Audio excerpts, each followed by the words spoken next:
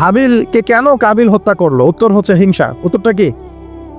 এই কাবিলের সুন্নত কিন্তু 1400 বছরেও, 1400 বছর না, 1400 বছর তো নবীর যুগই চলে গেছে। আসলে এই লক্ষ লক্ষ বছরের পরেও কাবিলের এই সুন্নত কিন্তু শেষ হয়ে যায় নাই। এখনো কিন্তু হাবিল কাবিলের সুন্নত সমাজে আছে। যখনই দেখা যাবে যে কেউ কোনো ভালো কাজ করছে, ভালো কিছু হচ্ছে, তখন এক শ্রেণীর কাবিল অটোমেটিক বের হয়ে যাবে, যারা এই হাবিলের পিছনে লেগে যাবে। কথা ঠিক কি না? প্রতিটা সেকশন এটা আছে। যদি পলিটিক্যাল ক্ষেত্রে একজন পলিটিশিয়ান ভালো কাজ করা শুরু করে, কিছু কাবিল বের হয়ে তার বিরোধিতা করা শুরু করবে। দেখবেন সমাজের ক্ষেত্রে কিছু ভালো নেতা যদি বের হয়, তারা ভালো কাজ করছে মানব সেবামূলক, কিছু বের হবে কাবিল যারা এর পিছনে লেগে থাকবে।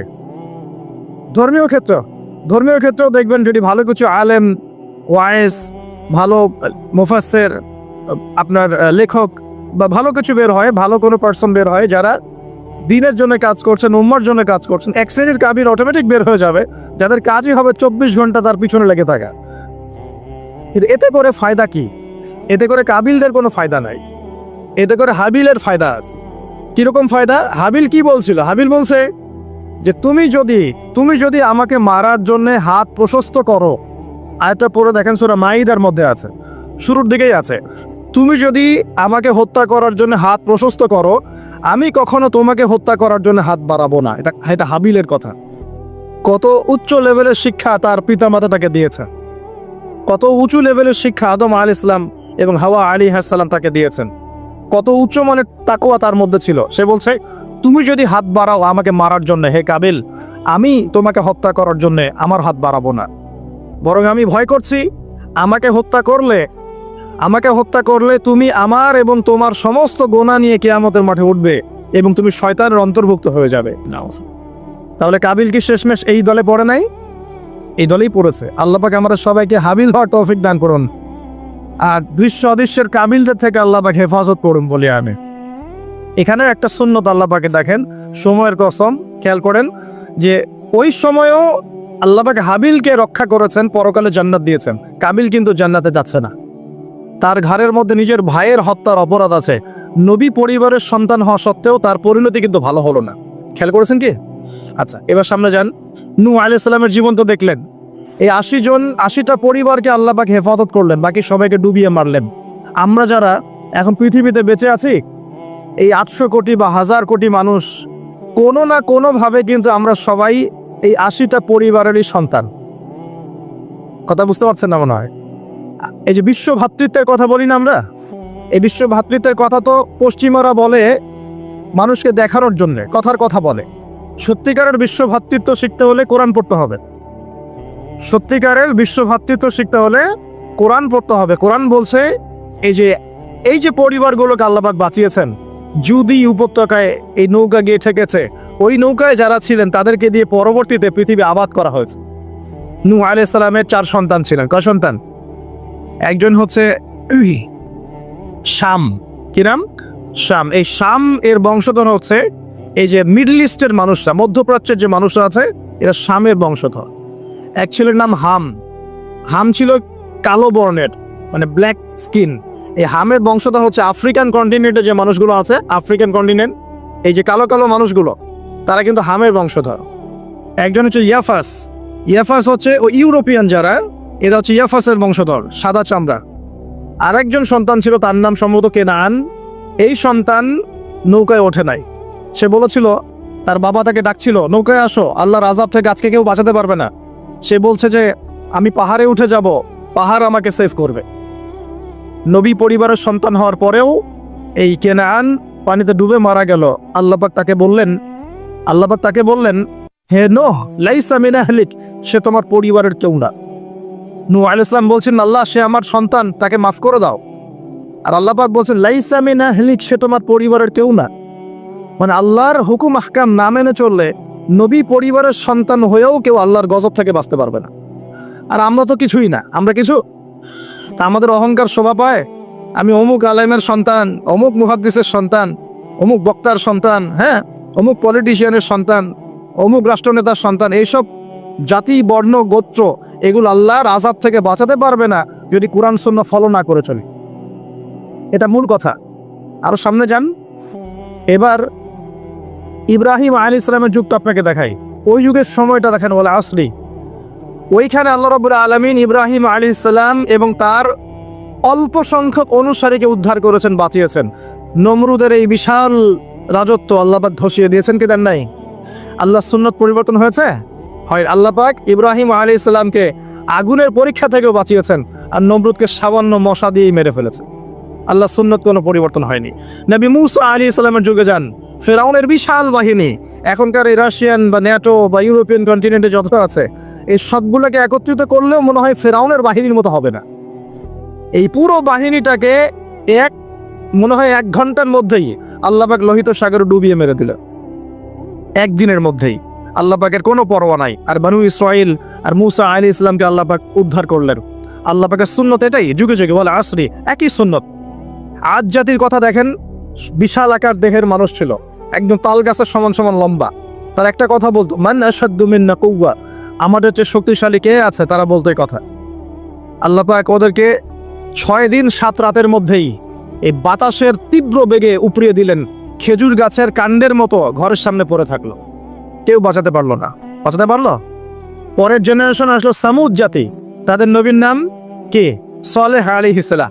সালেহ আলাইহিস সালাম দাওয়াত দিলেন, তারা দাওয়াত কবুল করলো না।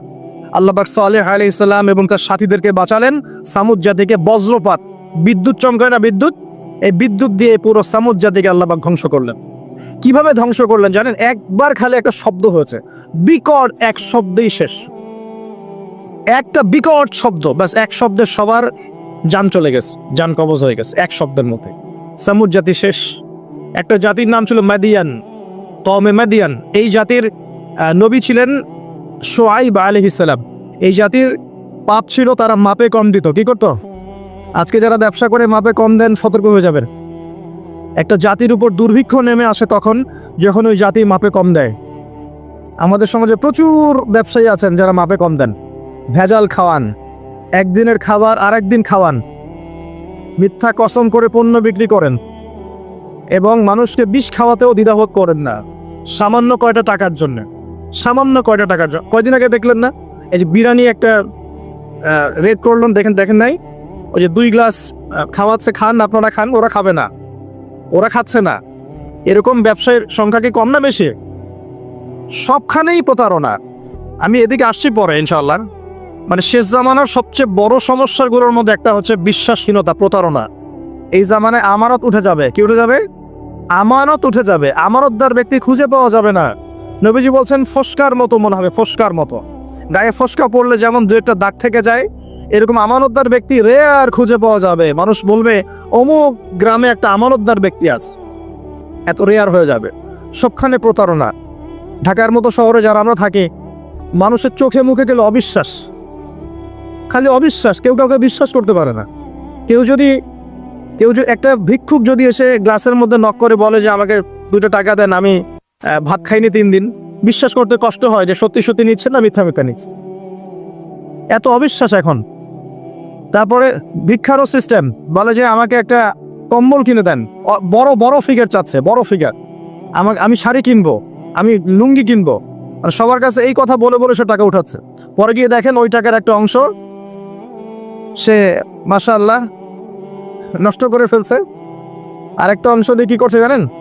শুনলে অবাক হয়ে যাবেন। একটা কোলের বাচ্চাকে নিয়ে ভিক্ষা করছে। কোলের বাচ্চাটা সে হায়ার করে আনছে একজনের কাছে, ভাড়া নিয়ে আসছে। সেটা তার বাচ্চা না, অন্য কারো বাচ্চা ভাড়া নিয়ে আসছে, এবং সেই বাচ্চাটাকে ঘুমের ওষুধ খাইয়ে দেয়। কি খাইয়ে দেয়? ঘুমের ওষুধ খাইয়ে দেয়। ফিডারের সাথে অন্য কিছুর সাথে ঘুমের ওষুধ খাইয়ে দেয়। বাচ্চা ঘুমায়, আর বাচ্চাকে ফেলে রেখে সে বলে যে বাচ্চা অসুস্থ, চিকিৎসার জন্য টাকা দেন, চিকিৎসার জন্য টাকা দেন। মানুষ টাকা দিয়ে যায়, কেউ দেয় কেউ দেয় না, দিয়ে যায়। এই যে একটা টাকা হয় সারাদিন শেষে, বাচ্চা ঘুমিয়েই আছে, বাচ্চা ঘুমের ওষুধ খাওয়া। তারপরে এই বাচ্চাটার ওসিলায় যে টাকাগুলো সে আর্ন করলো হারাম পথে, এর একটা অংশ সে এই বাচ্চার আসল পিতা মাতাকে দিবে, দিয়ে বাকি অংশ সে সিন্ডিকেট করে খেয়ে ফেলবে। এটাও হয় ঢাকা শহরে। তাহলে এই যুগে আপনি কাকে বিশ্বাস করবেন? কিভাবে বিশ্বাস করবেন? কিভাবে বিশ্বাস করবেন? এটা অবিশ্বাসের যুগ চলছে। জনগণ সরকারকে বিশ্বাস করতে পারে না, সরকার জনগণকে বিশ্বাস করতে পারে না। সমাজ নেতা জনগণকে বিশ্বাস করতে পারে না, জনগণ সমাজ নেতাকে বিশ্বাস করতে পারে না। একজন ইমাম সাহেবকে মুসল্লি বিশ্বাস করতে পারে না, মুসল্লিকে ইমাম সাহেব বিশ্বাস করতে পারে। কোনো কোনো ক্ষেত্রে একটা ওয়াজ মাহফিল হচ্ছে, ওয়াজ মাহফিলের আয়োজক কমিটিকে বক্তা বিশ্বাস করতে পারে না, বক্তাকে ওয়াজ মাহফিলের কমিটি বিশ্বাস করতে পারে। এমনও হচ্ছে, ওয়াজ করে চলে গেছি, এমনও হয়েছে যে ওই যে খামের ভিতরে সব পাত্তি, কিছুই নাই। তো এরকমও যে হইতে পারে সেটা তো কল্পনা ছিল না। আসেন হুজুর দেখা যাবে, আসার পরে দেখার নাম নাই। কোনো কোনো মাহফিল হচ্ছে এমন, মাহফিল নেমে গাড়িতে ওঠার পর মাহফিল কমিটির ফোন নাই, বন্ধ। কিভাবে বাসায় যাবো কোনো ফিকির নাই। তো প্রত্যেকটা ক্ষেত্রে প্রতারণা, প্রতিটা সেক্টরে, উপর থেকে নিচ সব জায়গায় প্রতারণা। এই যুগে আপনি আবার একটা মেয়েকে ভালোবাসতে যাচ্ছেন, ভাবছেন যে সে আপনার বিশ্বাস রক্ষা করবে, এখানেও প্রতারণা। দাঁড়ান আমি কন্টেন্ট হারিয়ে ফেলবো আর কি। ছেলেকে বাবা বিশ্বাস করতে পারছে না, বাবাকে ছেলে বিশ্বাস করতে পারছে না। দেখেন, সন্তানের জন্য, সম্পত্তির জন্য ছেলে বাবাকে হত্যাও করেছে, এই যুগে ঘটনা। সম্পত্তির জন্য ছেলে মাকে হত্যা করেছে। আমি উত্তরবঙ্গের একটা ঘটনা জানি, মাকে জবাই করে দিয়েছে সন্তান সম্পত্তির জন্য। স্বামী স্ত্রীকে বিশ্বাস করতে পারে না, স্ত্রীকে স্বামী বিশ্বাস করতে পারে না। হ্যাঁ, তো এই জামানার সবচেয়ে বড় সমস্যা হচ্ছে এই জামানা থেকে বিশ্বাস উঠে গেছে, কেউ কাউকে বিশ্বাস করতে পারে না। খেয়াল করে দেখবেন, ইভেন বাজারে যাচ্ছেন, বাজারে গেলে কেনাকাটা করছেন, একটা অবিশ্বাস সবার চোখে মুখে, না জানি ও আমাকে ঠকায় দেয় কিনা। কেউ যদি ভালো মতো এসে এক কাপ চাও অফার করে, ভাই আসেন চা খাই এক কাপ, বিশ্বাস করতে কষ্ট হবে, না জানি চা এসে যাবে কি খাওয়ায় দেয়। সব ক্ষেত্রে, প্রতিটা ক্ষেত্রেই একই অবস্থা। দেখেন, ওই সমাজে ওই মাদিয়ান কওমের মধ্যে এই অবিশ্বাস ছিল, প্রতারণা ছিল, আর মানুষকে তারা মাপে কম দিয়ে ঠকাতো। যে সুন্নত এখন চলছে, এখনো সে কোরআন আল্লাহ পাক কেন নাজিল করছেন, কেন এত ইতিহাস বলছেন? কারণ শেষ জামানার এই উম্মতে মুহাম্মাদি সাল্লাল্লাহু আলাইহি ওয়াসাল্লামের মধ্যে এই সমস্ত সমস্যাগুলো আবার নতুন করে দেখা দিবে। এই কারণেই তো আল্লাহ পাক আমাদেরকে জানাচ্ছেন, আগে এটা হয়েছে, আগে এটা হয়েছে, আগে এটা হয়েছে, সতর্ক থাকো। কেন কোরআনে বারবার মূসা আর ফেরাউনের কথা আসছে? 136 বার আছে নবী মূসা আলাইহিস সালামের কথা ফেরাউনের সাথে। এতবার কেন, যেখানে আমাদের নবীজির নাম মাত্র 4 বার? কেন এতবার?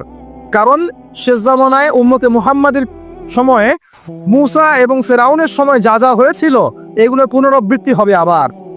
আল্লাহ পাক সচেতন থাকতে বলছে। এই যুগেও কি নতুন করে ফেরাউন না বের হয়ে আসে নাই? ফেরাউন এবং তার দলবল বানু ইসরাইলের উপরে যা করেছিল, এখন ইহুদিরা সেই মুসলিমদের উপর তাই করছে না? একই জিনিস ঘুরে ফিরে আসছে। এই কারণে আল্লাহ পাক আমাদেরকে সতর্ক থাকতে বলছেন, বারবার কোরআন এগুলো রিপিট করছেন। ইতিহাস কেন ব্যাখ্যা করছেন আল্লাহ পাক? বলে আসরি, সময়ের কসম, সময়কে মূল্যায়ন করেন, সময়ের পিছনের দিকে তাকিয়ে দেখেন সময় কত সময় চলে আসছে। এই কমে মাদিয়ান মাপে কম দিত। আমরা যারা ব্যবসা করি আল্লাহর ওয়াস্তে মাপে কম দিবেন না। একজন সৎ ব্যবসায়ী, আমি দুটো হাদিস শোনাই, আমি তাদেরকে ভালোবেসেই বলছি, ব্যবসায়ীদেরকে আমি ভালোবাসি, কারণ তার অন্ততপক্ষে সুদের মধ্যে যাচ্ছেন না।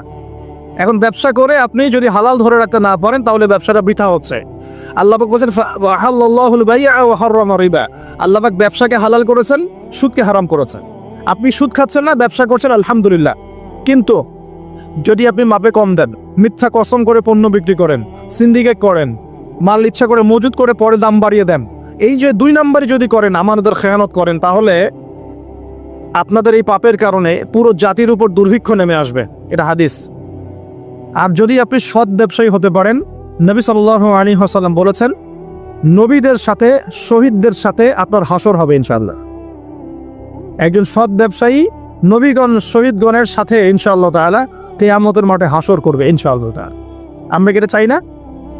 আর এক শ্রেণীর মানুষকে আমি ভালোবাসি, তারা হচ্ছেন পলিটিশিয়ান।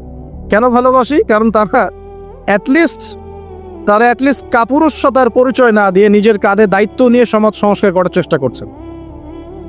আমাদের সমাজে 2 ধরনের মানুষ আছে। এক, যারা খালি সমালোচনা করতে পারে, ভালো মন্দ কমেন্ট করতে পারে। আর এক শ্রেণীর মানুষ চ্যালেঞ্জ গ্রহণ করতে পারে, যে আমি চ্যালেঞ্জ নিয়ে এটাকে পরিবর্তন করব। এই 2 শ্রেণীর মানুষ পাবেন আপনি। এক, কোনো কাজের না, সারাদিন কমেন্ট করতে পারে, এটা ভালো না, এটা ভালো, এটা খারাপ, এটা এই, এটা সেই, এটা করতে হবে, ওইটা, মানে এদেরকে আমি নাম দিয়েছি করতে হবে গ্রুপ অফ ইন্ডাস্ট্রিজ। মানে করতে হবে, এটা করতে হবে, ওইটা করতে হবে, এটা করা উচিত, ওইটা করা উচিত। খুবই বুদ্ধিদীপ্ত মানুষেরা, কিন্তু কাপুরুষ। কারণ নিজেরা চ্যালেঞ্জ গ্রহণ করে এটা বিপদ ফেস করে সামনে যেতে পারে। আলেমদের ভুল ধরছেন, আপনি নিজে আলেম হচ্ছেন না কেন? আলেমদের অনেকের ভুল হচ্ছে, তো আপনি পড়াশোনা করে আলেম কেন হচ্ছেন না? সমাজ সমাজ পরিচালনাকারীদের ভুল ধরছেন, সমালোচনা করছেন, তো আপনি সমাজ চালাচ্ছেন না কেন? রিস্ক নিচ্ছেন না কেন? দাঁড়ান, আসেন এখানে। আপনি পলিটিশিয়ানদের সমালোচনা করছেন, তাহলে আপনি পলিটিশিয়ান কেন হচ্ছেন না? আপনি ইকোনমিক সেকশনের মানুষদের সমালোচনা করছেন, আপনি কেন দায়িত্ব নিচ্ছেন না? কেন যোগ্যতা অর্জন করে, ঝুঁকি নিয়ে, চ্যালেঞ্জ গ্রহণ করে সমাজ পরিবর্তন করার রিস্ক নিচ্ছেন না কেন? তাহলে দুই শ্রেণীর মানুষ পাওয়া যায়, কিছু মানুষ শুধু কথাই বলতে পারে আর কিছু মানুষ কাজ করে দেখায়। তো অ্যাটলিস্ট তারা কাজ করে দেখানোর জন্যে বা মানুষের ভালো করার স্বার্থে তার একটা দায়িত্ব কাঁধে নিয়েছেন। হয়তো দায়িত্বের যে ইসলামাইজেশন বা ইসলামিক দায়িত্ববোধ, এটা তাদেরকে হয়তো বোঝানো যাচ্ছে না, এটা সমস্যা। কিন্তু যদি এই দায়িত্বটাকে ইসলামাইজড করে পালন করা যায়, সমাজের কল্যাণ না কল্যাণ, একজন দায়িত্বশীল ব্যক্তি তিনি যদি কোরআন সুন্নাহর মানদণ্ডে